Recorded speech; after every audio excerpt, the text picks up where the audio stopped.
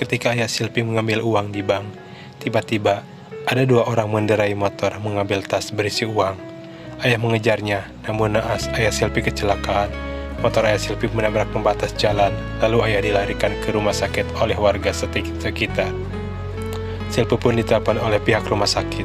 Silpi shock dan Silpi langsung pergi ke rumah sakit. Di perjalanan, Silpi menelpon Adi, dan Adi pun bergegas pergi ke rumah sakit. Ayah bercerita bahwa uang yang Adi berikan sudah dirampok. Adi tak marah dan malah bersyukur ayah tidak luka serius. Ayah gak usah memikirkan soal uang, kita ikhlaskan saja. Yang penting ayah baik-baik saja, ucap Adi. Tapi ayah tidak enak sama kamu, padahal uang itu untuk menambah modal usaha ayah, ucap ayah Silpi. Setelah beberapa saat, ayah Silpi pun bisa dibawa pulang karena tidak ada luka yang serius. Adi mengantarkan Silpi dan ayahnya. Setelah sampai di rumah, Adi langsung kembali ke kantor. Silpi pun terus ngomel kepada ayah karena gara-gara keteledorannya, uang untuk poya-poya hilang. Kenapa sih ayah teledor, ucap Silpi. Ayah juga gak mau uangnya hilang, tapi orang itu tiba-tiba datang dan langsung menarik tas ayah, ucap ayah.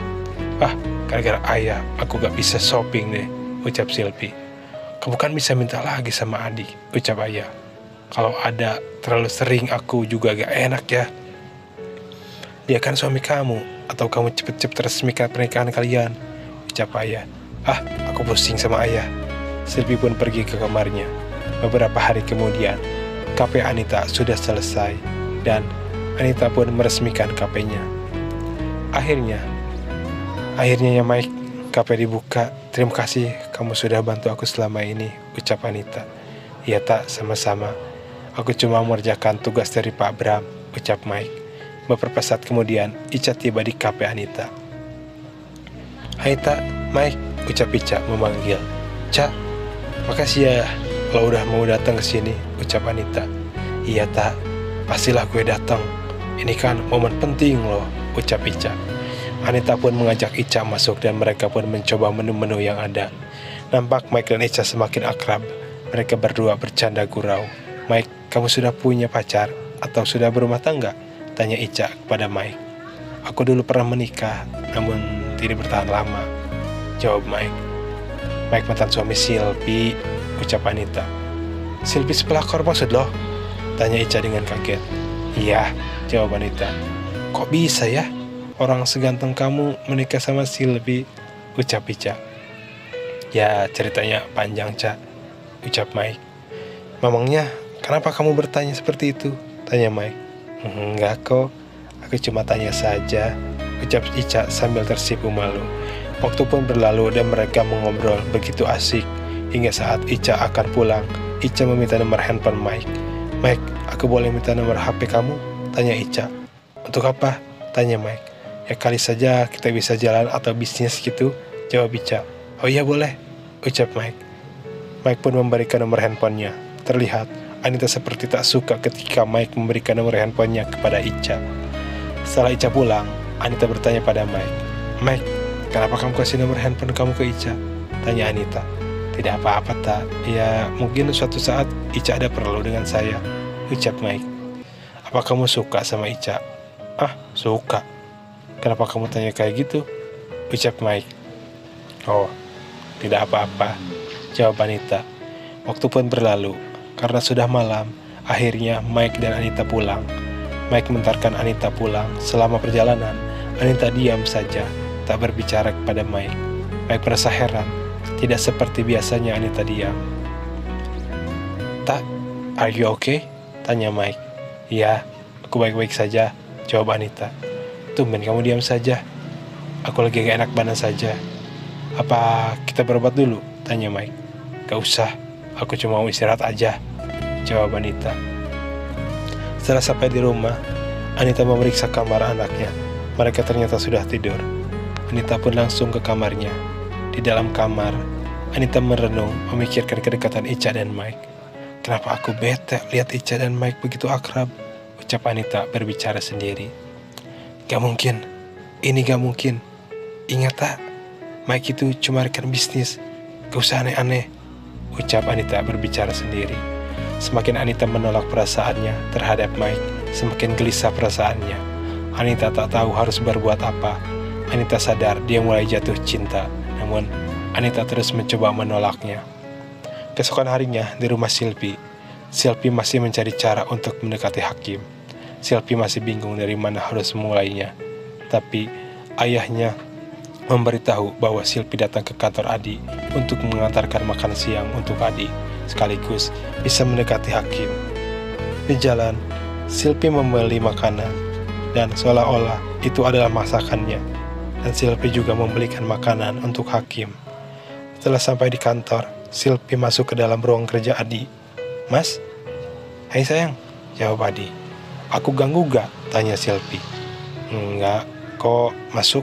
ucap Adi. "Ada apa sayang?" "Ini, aku bawakan makan siang buat kamu," jawab Silpi. "Tumben kamu bawa makan siang buat aku?" "Iya, sekali-kali mas. Ini masakan aku loh," ucap Silpi berbohong. "Kok ini ada 2? Aku gak sebanyak ini makannya sayang." "Oh, kalau yang satu itu buat bos kamu," ucap Silpi.